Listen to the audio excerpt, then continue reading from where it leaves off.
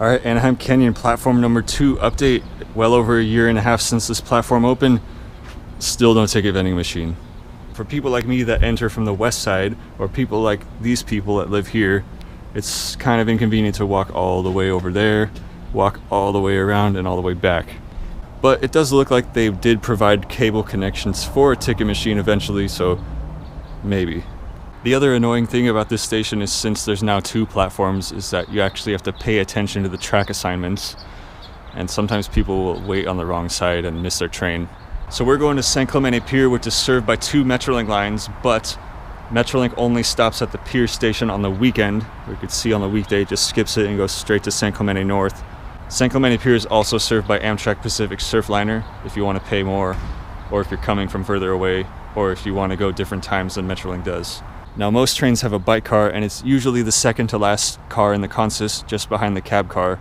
And since our train is going cab forward to the southbound, so that's why I'm standing on this side of the platform. You can usually tell where the train's going to park because the cab car lines up with the accessible ramp over there. So just behind it will be the bike car. And it looks like there's people on the wrong platform, unless they're sitting here for like 8 hours to wait for the northbound.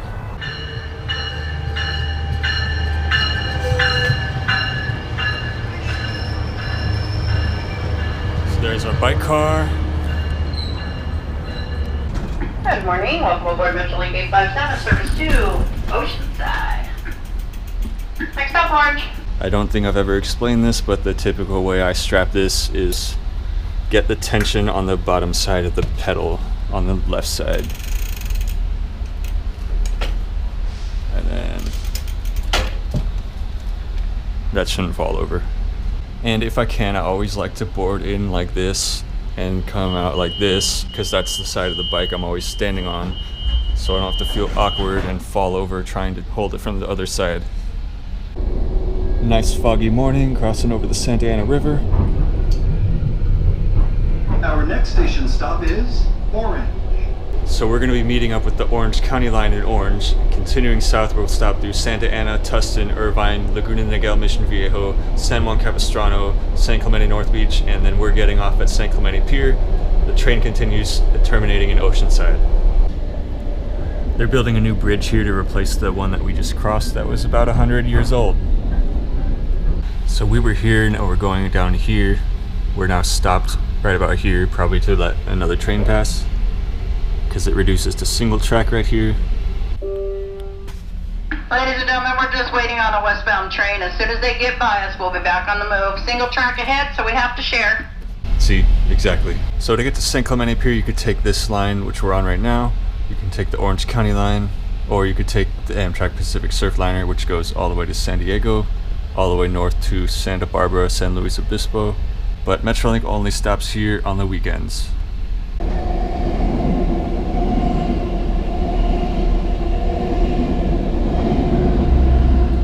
That's the northbound Orange County line to LA.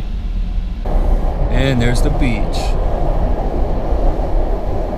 Now, San Clemente has been a problematic location for the railroads in the past few years, as the tracks have been routinely compromised by erosion and repair efforts taking months at a time where train service was cut off. In fact, the first time I came down here to host this hike in Trafalgar Canyon, it was the weekend after one of those events where I had planned to take the train all the way to San Clemente, but the train was only going as far as Laguna Niguel, so I had to bike from Laguna Niguel all the way to San Clemente to host the hike, which was a surprise, and I would not have known about it if it wasn't on the news. So it's like, if you're going this way on the train, you almost have to check every time on the website to see that the tracks are still open. It's just kind of inconvenient. Because here we're right between the cliffs and the ocean. And the climate change people always love to point a finger saying, oh, the sea level's rising, it's eroding worse, but really the fact of the matter is this was a terrible place to build a railroad in the first place. It's almost 100 years old, I think, maybe more. Any train line to San Diego has been a challenge because the topography is so bad and challenging. This is actually not the original train route to San Diego. The first one went through Riverside County, through Paris, Lake Elsinore, Temecula, then over through Fallbrook and what is now Camp Pendleton.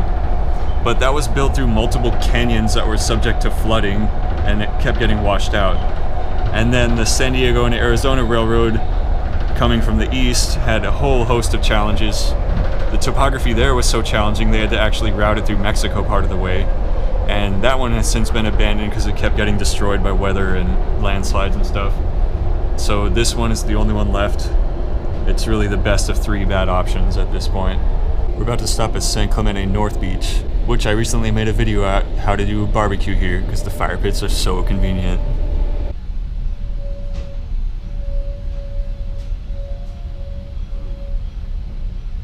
And then right there are the aforementioned fire pits. Number 1, number 2, the one I was at, and then number 3. Oh, there's something going on there. And there's more fire pits all throughout, but those are the 3 that are right next to the train station. Our next station stop is San Clemente Pier. Someone's backyard fell down the cliff. But anyways, right over here is where the last landslide was, and you can see a huge retaining wall that they built. I wonder if they fixed the walkway yet, because they had to rip out part of it to fix the erosion. There's the walkway. And it looks like still no. But there's the wall. Anyways, we gotta get off this train. Alright, we're here at the pier. So to get to the pier, you either walk around across the grade crossing and then over here, or you go under the tunnel. Since I have a bike, I usually walk around. And then I'm gonna park my bike over there. I mean, the creep factor here is pretty low, so I feel confident leaving my bike for extended periods of time. I mean, the people next to me didn't even lock theirs, so that kind of says something. And plus, all my bikes look really trashy, so they're kind of low on the tier list of bikes people would want to steal. Anyways, we're gonna walk down to the canyon. So Trafalgar Canyon is between the pier and that pedestrian bridge over the tracks. It's on a little creek with a little bridge. And yes, there are some fire pits right next to the San Clemente Pier station. And here is said bridge, and said trail goes that way. Now this trail is kind of hidden, and for the longest time I didn't think you were allowed to go back there, but based on the fact that there's signs back there that say no smoking, there's probably people back there to read the signs. And by all the amount of footprints underneath this bridge, it's kind of a low head clearance to duck under, but it's accessible, but not ADA accessible.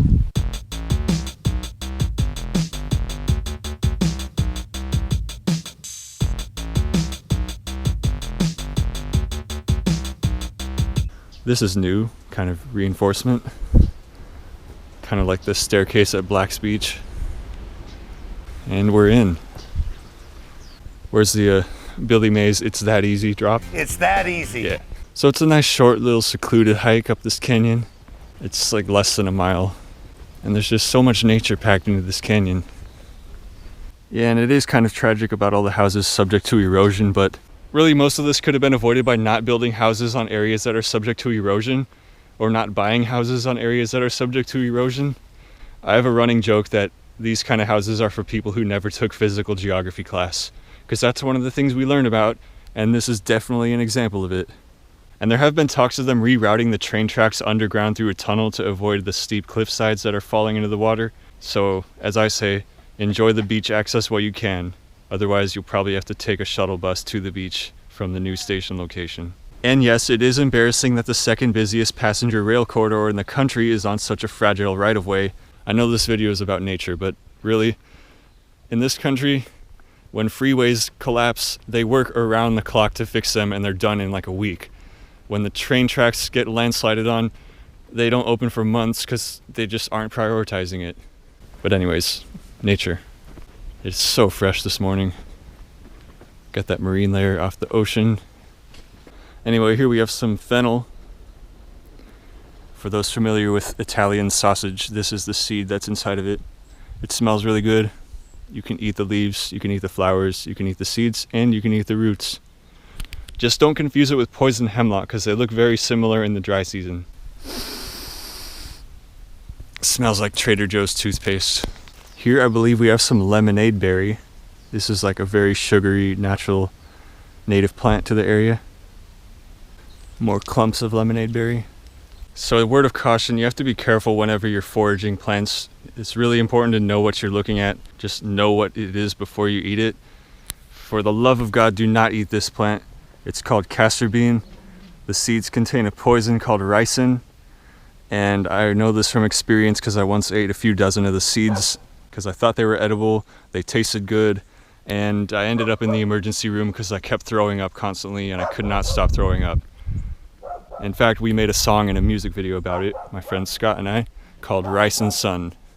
One of the resources I find very helpful in this category is this book from one of the professors at Cal Poly. Really good book, and as it just so happens, the first item in the list of poisonous plants is castor bean. And here's lemonade berry. I don't know how much of this I'm allowed to show because of copyright concerns, but just buy the book, it's really good. Alright, we're kind of almost at the end here. There's some storm drain architecture. And coming up on the left, we have some prickly pear cactus that is actually fruiting right now. These fruits are very tasty if you have the patience to knock off all the spines on the outside. Because if you don't, you get spines in your mouth and it's not a pleasant experience. I don't feel compelled to demonstrate. And then some agave, that thingy knocked over. And then it looks like some dirt bike jump ramps. And this is pretty much the end right here. I'm not sure there's a way to get in from that side, but it does go a little bit further, which we'll explore. Well, I guess there's a very steep entrance up here. And then even more prickly pear. So there you have it, Trafalgar Canyon. You got this nice palm tree growing out of the side of the mountain. And it's lovely. For those that don't know, I volunteer with this group, Naturalists for You. We host guided nature hikes, and this is one of them that I do sometimes. So I figured I'd make a video kind of to give people an idea of what to expect. And I'm actually hosting one today, but I got here early so I could make a video of it. So if you're in the area, check out Naturalists for You on meetup.com or just Naturalists for You's actual website. Oh look, there's a free bike pump. Something tells me it's probably seized. Oh, and I totally didn't notice the olive tree. By the way, you don't eat the olives, you have to cure them first. I'm not the insect expert, but that looks like a butterfly.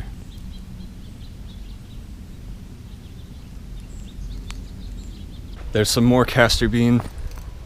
Inside those little spiky pod things, you open them up and they get like 4 little seeds that look like black-eyed peas. They taste like peanut butter mixed with jalapeno bread. But it's poison!